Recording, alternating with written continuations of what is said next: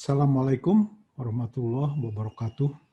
Pada pagi ini kita akan membahas mengenai Enhanced CBM Recovery dan juga mengenai CCS atau Carbon Capture Storage. Pada mata kuliah Enhanced Oil Recovery, ya, atau pada mata-mata kuliah yang lain, saudara mendengar tentang kata enhance ini, terutama mengenai enhanced oil recovery, yang artinya bahwa produksi minyak tersebut dilakukan pada tahap lanjut, yaitu dengan menginjeksikan fluida pendesak, dalam hal ini bisa air, bisa gas, bisa chemical, atau uap air, ya, ke dalam reservoir dari suatu sumur injeksi atau banyak sumur injeksi untuk mendesak minyak yang ada di reservoir tersebut ke sumur-sumur produksi.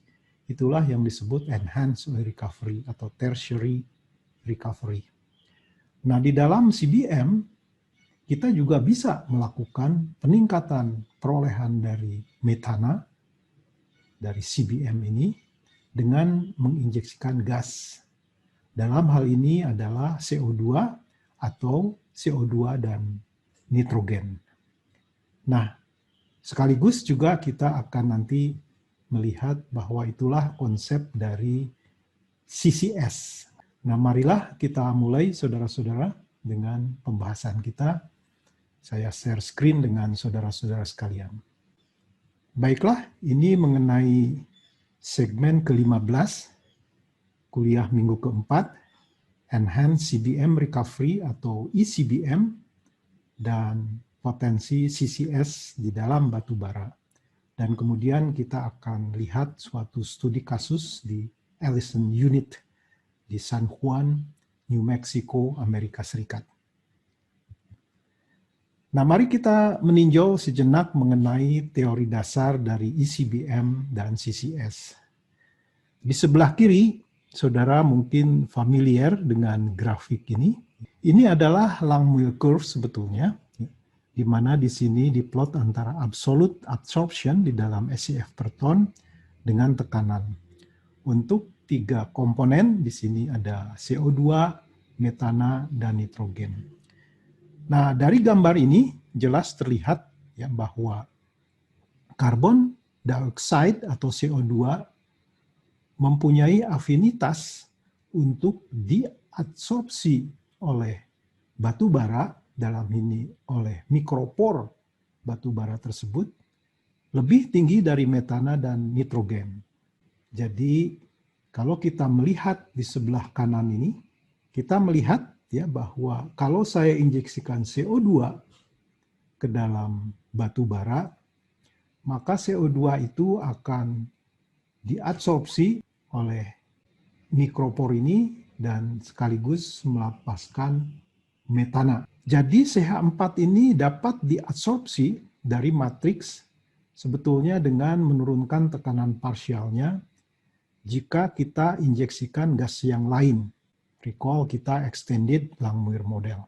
Kemudian afinitas absorpsi CO2 pada batu bara itu jauh lebih tinggi dibandingkan CH4. Bisa 2-15 kali. Jadi injeksi CO2 ke dalam batu bara ini akan menggantikan absorpsi CH4 dari matriks. Ini juga disebabkan karena sebetulnya ukuran molekul CO2 itu lebih kecil dari metana. Jadi CO2 lebih mudah diabsorpsi daripada metana. Nah, bagaimana dengan nitrogen? Nitrogen itu letaknya paling rendah di sini. Artinya bahwa kalau saya injeksikan nitrogen ke dalam batu bara, nitrogen ini akan mendesak CH4 dari klit. Karena N2 ini cenderung masih tetap pada free gas fasanya itu, atau kita namakan sebagai stripping. Oleh sebab itu N2 ini juga dapat menjaga tekanan agar klit tetap terbuka. Nah, itulah sekedar teori dasar mengenai ECBM dan CCS. Kemudian visi implementasi proyek ECBM dan CCS ini bagus sekali ya. Artinya kita bisa melihat bahwa di dalam satu contoh misalnya yang disebut integrated power generation, ya, di dalam power generation ini kita bisa melihat di sebelah kanan ini ya, ada suatu power plant misalnya, di mana bahan bakarnya CH4 yang didapatkan dari sumur-sumur CBM, dari reservoir CBM yang cukup dalam di sini. Jadi CH4-nya ini kita peroleh dari sumur-sumur CBM ini, dan kemudian sisa pembakaran, sisa proses dari power plant ini berupa CO2 dan N2 itu diinjeksikan kembali ke dalam reservoir ini dan mendesak metana di matriks ini untuk diproduksikan. Jadi peningkatan recovery di sini. Jadi bisa disimpulkan di sini bahwa proyek ICBM CCS itu dapat diimplementasikan juga dengan sumber gas dari hasil pembakaran di power plant yang kita sebut sebagai flue gas. Inilah yang disebut integrated power generation. Nah, kita lihat di sini ya bahwa injeksi ini bisa juga dilakukan secara berpola. Kita mengenal di dalam enhanced oil recovery itu ada yang namanya 5 spot atau 7 spot. Di sini juga bisa dilakukan seperti itu ya, untuk meningkatkan efisiensi penyapuan dan meningkatkan recovery. Nah, coba kita nanti lihat di dalam contoh di Allison Unit. Nah, ada beberapa tahapan ya, dalam melakukan proyek ICBM ini. Tahap yang pertama itu disebut sebagai tahapan screening reservoir. Di sini kita memilih kandidat reservoir CBM yang berpotensi untuk ICBM dari karakteristik. Kemudian yang kedua, setelah itu dilakukan studi pendahuluan. Di sini perkiraan awal kapasitas dari CCS dan berapa perolehan dari ICBM. Jadi merupakan reservoir study ya. Kadang-kadang disebut GGR study, geophysics, geology, dan reservoir study. Kemudian kita lakukan studi sensitivitas dan perkiraan keekonomian yang kasar. Di sini kita melakukan misalnya pemodelan dengan simulasi reservoir. Oke. Kemudian tahap ketiga, setelah studi pendahuluan menunjukkan hasil yang baik misalnya, ya, visible secara teknis dan ekonomis, maka kita melakukan uji sebetulnya yang disebut pilot testing atau uji lapangan. Di dalam hal ini kita mengakuisisi data tambahan untuk mengurangi uncertainty, kemudian kita mendapatkan pengalaman operasional, ya, dan juga kita melakukan pembuktian keberhasilan proses dari ICBM. Nah, setelah itu barulah kita melakukan desain, yaitu desain untuk skala lapangan. Di sini kita bisa melakukan kalibrasi prediksi dari hasil pilot test untuk full field. Yang pertama, dan yang kedua adalah kita bisa memperkirakan keekonomian dan contingency plan yang lebih akurat. Nah, itulah tahapan dari proyek ICBM. Nah, lalu ada beberapa kriteria ya yang harus kita screen. Jadi ketika screening pada reservoir ICBM ini, ya, kalau kita melihat tabel ini, saudara akan melihat di sini ya apa yang akan kita screen di sini dan deskripsinya seperti apa dan berapa rentang nilainya. Nah, kemudian ya misalnya distribusi properti fisik atau physical properties, ini diutamakan reservoir yang homogen, kontinu, secara lateral dan terisolasi secara vertikal. Ini dimaksudkan agar CO2 itu terisolasi dan memiliki penyapuan yang efisien. Kemudian struktur reservoirnya kita ingin yang relatif simple, tidak memiliki banyak patahan ya atau sesar dan juga lipatan. Oke. Nah, kemudian permeabilitas juga harus cukup baik untuk memaksimalkan injeksi. Ya. Nah, permeabilitas itu biasanya di atas 3 milidarsi. Kemudian tadi struktur reservoir, saya lupa ini, fault spacing-nya harus lebih besar dari 5 km dan fault throw-nya itu lebih kecil dari 1 meter. Kedalaman harus pada kondisi optimal, ya, tidak terlalu dalam agar permeabilitas cukup dan tidak terlalu dangkal, agar tekanan reservoir tidak terlalu rendah. Biasanya antara 300 sampai 1.500 meter. Kemudian geometric coal, ini yang cukup kompak dan tebal. Saturasi coal itu diutamakan kondisi saturated agar perolehan C4 di dalam hal ini lebih cepat. Rentang nilainya antara 90 sampai 100% adsorption isotherm. Coal range-nya optimal agar kapasitas adsorpsi cukup. Biasanya dilihat dari RO ya, antara 0,8% sampai 1,5%. Dan kemudian ash content itu diutamakan ash content itu yang rendah. Jadi inilah kriteria screening untuk reservoir ICBM. Nah, coba kita akan melihat ya contoh dari keberhasilan ICBM yang merupakan juga proyek ICBM yang pertama di dunia, yaitu di Allison Unit. Jadi saudara bisa lihat ini gambar sebelah kiri, ini adalah lokasinya ya, Allison Unit di sini. Ini di negara bagian New Mexico di Amerika Serikat, di lapangan CBM yang disebut di San Juan ya, San Juan County. Kalau saudara lihat ini ada garis merah, ini adalah pipa CO2. Jadi di negara-negara maju itu ya, di oil industry, coba kita lihat, kita ada pipa minyak, pipa gas, juga pipa CO2 ya, karena CO2 itu sangat diperlukan dalam industri yang canggih ini.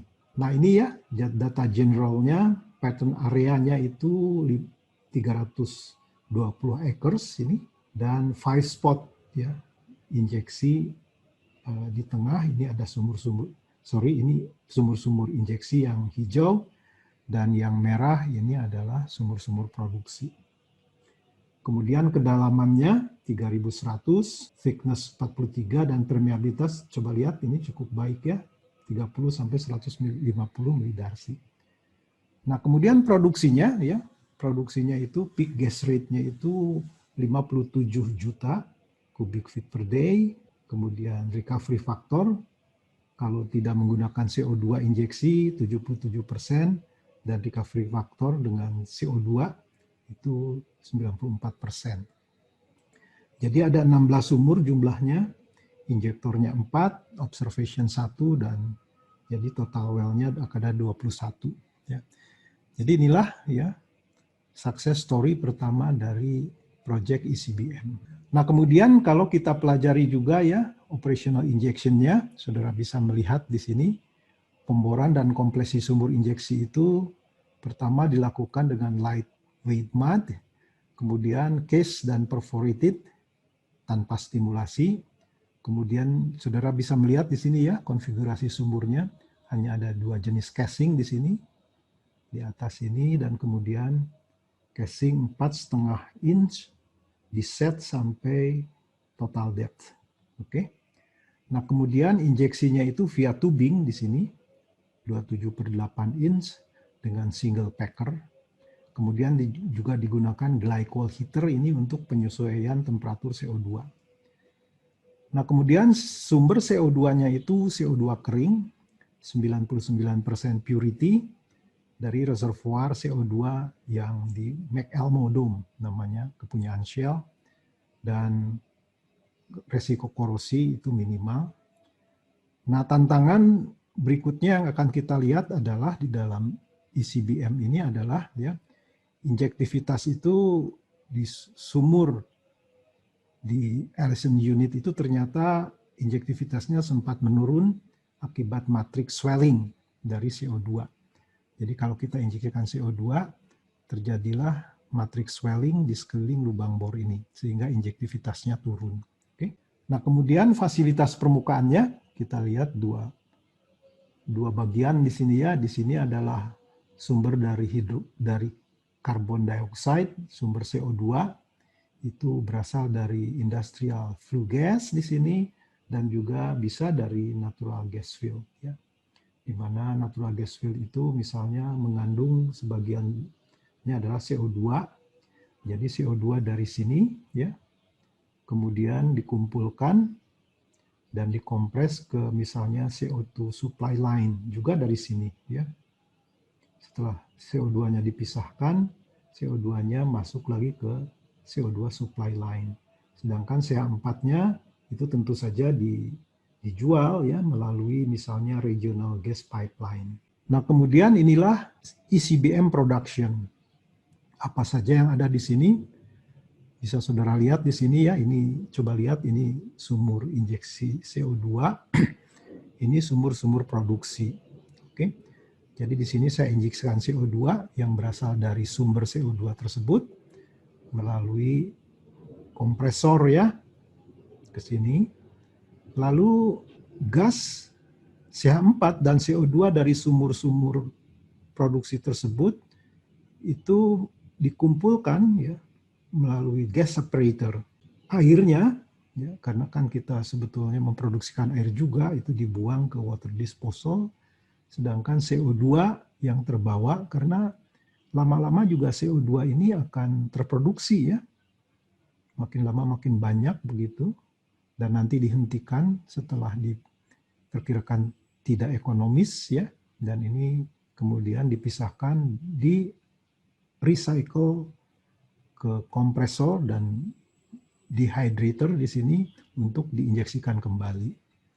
Nah, kemudian CH4 yang terproduksi ya, karena biasanya tekanannya kecil, ada kompresor di sini ya, yang kemudian CH4 itu bisa dijual secara lokal di local industries, komersial atau perumahan-perumahan ya.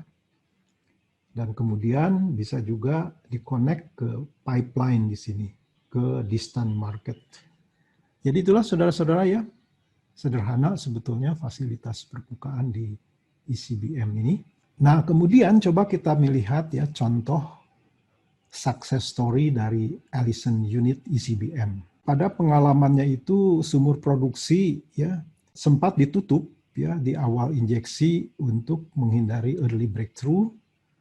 Kemudian rate produksi gas itu cenderung meningkat dan rate produksi air cenderung turun setelah beberapa lama CO2 injection. Jadi saudara melihat di sini ya di grafik ini, di sini plot antara monthly gas, CO2 or water, kemudian di sini waktu ya di dalam bulan. Nah, saudara lihat yang merah itu gas, yang biru air, dan hijau ini adalah CO2 injection. Jadi saudara melihat di sini ya, injeksinya di sini ya, mulai di sini bulan Mei 1995. Dan kemudian saudara bisa melihat ya, pada saat awal tadi ya, itu ditutup untuk menghindari early breakthrough, kemudian resume lagi ya di Juli 1996. Jadi ini injeksi CO2-nya. Kita kemudian melihat bahwa inilah produksi gas ya, metana setelah injeksi. Di sini line pressure dikurangi dan kemudian kita akan melihat ya peningkatan dari produksi metana. Nah, ini salah satu contoh ya keberhasilan dari Allison Unit ECBM. Nah, kemudian juga kita bisa melihat ya sumur itu diproduksi, tapi di sini kemudian distimulasi dan dikompresi ulang ya. Jadi pada saat injeksi berjalan itu dilakukan. Kemudian kita melihat di sini produksi gas itu naik signifikan setelah stimulasi. Oke. Sudah bisa melihat di sini ya. CO2 itu dimulai dari sini. Kemudian kita melihat di sini ya perubahan-perubahan yang terjadi. Nah, ini salah satu fakta kenaikan produksi ya setelah CO2 injection dan beberapa perubahan ya. Completion, stimulasi dan sebagainya. Nah, karena ada dua hal di sini yang berjalan, satu CO2 injection dan kemudian juga ada perubahan-perubahan dalam tadi ya stimulasi, kemudian pemasangan pompa. Jadi hal ini membuat interpretasi itu jadi bias ya. Berapa hasil dari CO2, berapa hasil dari stimulasi tersebut. Sehingga kemudian kita menggunakan simulasi reservoir untuk misalnya interpretasi efek dari CO2. Nah, itu dilakukan tentu saja reservoir simulation dan history matching dari reservoir performance-nya. Nah, ini juga salah satu hal lagi yang patut dikemukakan. Ini ada gambar di sini. Sebelah kanan itu rate dan date ya di sini. Yang merah CO2. Oke. Dan yang hitam itu bottom hole pressure. Jadi saudara melihat di sini ya bahwa injektivitas CO2 ini sempat turun, berkurang drastis di awal injeksi, dicirikan dengan juga kenaikan BHP yang cukup signifikan. Nah, oleh sebab itu injeksi dihentikan sementara untuk menghindari fracture di lubang sumur ya, karena kan tekanannya tinggi, dikhawatirkan merekahkan ya atau fracture di batu bara di muka lubang sumur tersebut. Oke, dan kemudian penyebab turunnya injektivitas ini itu diduga akibat turunnya permeabilitas efek injeksi CO2 yang tadi disebut sebagai matrix swelling. Nah, inilah hasil history match performance produksi ya setelah dilakukan reservoir simulation. Ini hasil-hasil history matching-nya, gas rate, water rate, bottom hole pressure, dan gas composition. Ini reservoir yang Allison unit ya yang dimodelkan. Jadi history match-nya cukup baik kalau kita lihat, relatif cukup baik untuk keempat parameter tadi. Nah, coba kita melihat di sebelah kanan ini volume gas metana yang terabsorpsi setelah injeksi CO2 di sumur-sumur injeksi ini ya. Coba kita melihat. Jadi volume gas metana itu banyak yang terdesak ya dari sumur-sumur injeksi ini setelah injeksi CO2. Nah, tentu saja bahwa setelah dilakukan history match, kemudian dilakukan prediksi untuk bagaimana di masa depan dan juga analisis keekonomian. Nah, apa tantangan dalam pemodelan ya yang dihadapi? Yang pertama adalah hubungan permeabilitas terhadap tekanan. Ini menjadi kompleks pada kondisi multikomponen karena efek matrix swelling atau shrinkage. Seperti juga dijelaskan sebelumnya ya bahwa permeabilitas versus tekanan itu mempunyai kecenderungan seperti ini ya, bahwa turun dulu kemudian akan naik. Oke, seperti yang dijelaskan. Inilah yang kemudian orang sebut Palmer-Mansouri model. Kemudian juga properti yang terukur di lab itu tidak selalu mencerminkan performance lapangan karena heterogeneity. Oke. Kemudian ada parameter yang signifikan di sini permeabilitas, relative permeability, dan sorption parameters. Ini penting sekali. Di sini bisa dilihat sebagai contoh misalnya plot antara KRG per KRW dengan SW ya. Kalau laboratory curves itu ini ya. Di sini ternyata setelah dilakukan history match adjusted atau kita mengadjust relative permeability itu di sini. Nah, itu yang merupakan tantangan-tantangan dalam pemodelan reservoir untuk ICBM. Nah, kemudian tentu saja dilakukan analisis keekonomian dari Allison unit ini, dan di sini adalah biaya-biaya yang bisa saudara lihat ya, baik capex, opex maupun finansial. Tapi di sini dianggap bahwa carbon tax ini tidak digunakan, jadi berarti estimasinya itu konservatif. Kemudian peningkatan recovery factor gas itu diperkirakan 16-17% dari injeksi CO2 sebagai hasil kalibrasi. Nah, ini contohnya ya, hasil dari net present value versus waktu. Ternyata kita bisa melihat bahwa sangat dipengaruhi oleh harga gas ya. Ini dibandingkan antara $2,2 per MCF dengan $4 per MCF. Saudara bisa melihat ya puncak NPV ini diperkirakan 5 tahun setelah injeksi. Kemudian juga laju injeksi CO2 dan harga gas metana itu sangat berpengaruh secara signifikan kepada net present value. Nah, ini juga ya kita bisa mempelajari dari selisih rate terhadap base case. Artinya kalau kita kurangi hasil dari ICBM dikurangi tanpa ICBM. Jadi ada CO2 yang ikut terproduksi lama-lama seperti warna kuning ini. Jadi warna kuning ini adalah total CO2 yang ikut terproduksi. Pada satu saat setelah yang terproduksikan CO2 itu cukup tinggi, kemudian injeksinya dihentikan. Bisa dilihat di sini ya. Itu dihentikan pada saat perbandingan CO2 dan CH4 itu atau disebut sebagai net CO2 CH4 ratio itu mencapai di sini misalnya 2,5 begitu ya, dan kemudian di stop. Jadi bisa disimpulkan ya, injeksi CO2 itu mengakselerasi perolehan CH4, kemudian volume CO2 yang terproduksi breakthrough itu meningkat seiring dengan waktu, dan potensi CCS ini kita bisa lihat dari volume CO2 yang tertinggal di reservoir. Ya, jadi itulah volume CCS yang didapat ya. Itulah yang kita bisa pelajari dari performance Allison unit ini. Kemudian ada studi ya, kalau kita mau melihat berapa potensi ICBM dan coal bed CCS ini di dunia. Itu ada paper dari Godek dan kawan-kawan. Seperti saudara lihat di sini ya, sebelah kiri ini adalah ini negara, kemudian di sini ada estimated methane recovery dalam triliun kubik meters. Bagaimana kalau dilakukan primary production, bagaimana kalau dilakukan ICBM dan berapa totalnya.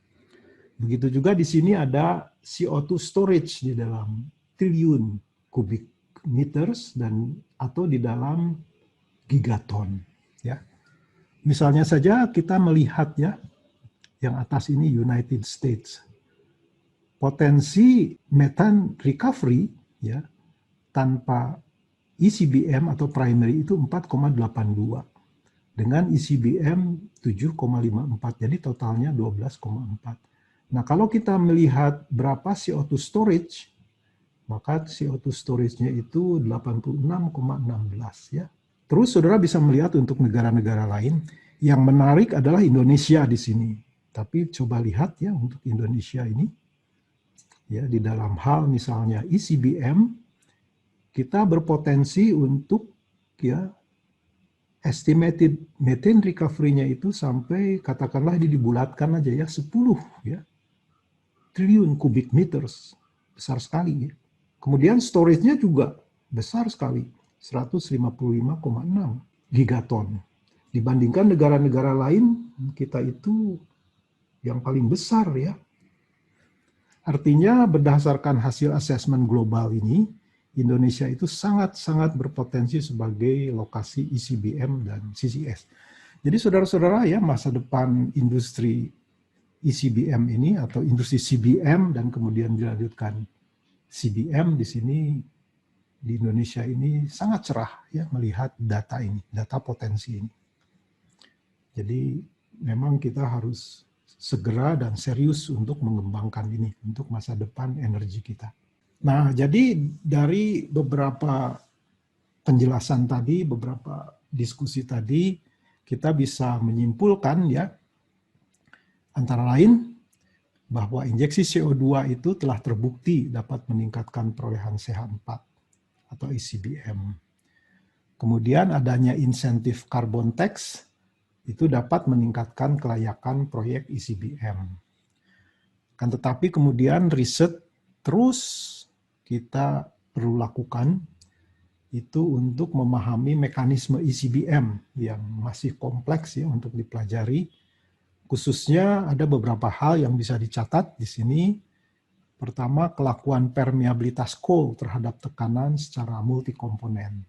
Karena kan kita di sini ada banyak gas yang terlibat ya, terutama CH4, CO2 dan nitrogen, dan juga ada beberapa hal lain misalnya C2, C3 dan sebagainya. Kemudian fenomena difusi dan adsorpsi itu secara multikomponen. Kemudian pemodelan yang cukup akurat untuk peramalan produksi dan optimasi strategi injeksi ICBM. Nah, itulah saudara-saudara ya, dan ini adalah referensi yang bisa saudara baca kemudian. Nah, itulah saudara-saudara sekalian mengenai ICBM dan CCS ya. Nah, untuk selanjutnya kita belum melihat secara singkat saja ya mengenai teknik produksi dan pemboran ya, walaupun akan disinggung secara tidak begitu detail, tetapi perlu sekali saudara ketahui ya. Nah, untuk itu kita akan berjumpa lagi pada segmen berikutnya. Tetap semangat ya. Assalamualaikum warahmatullahi wabarakatuh.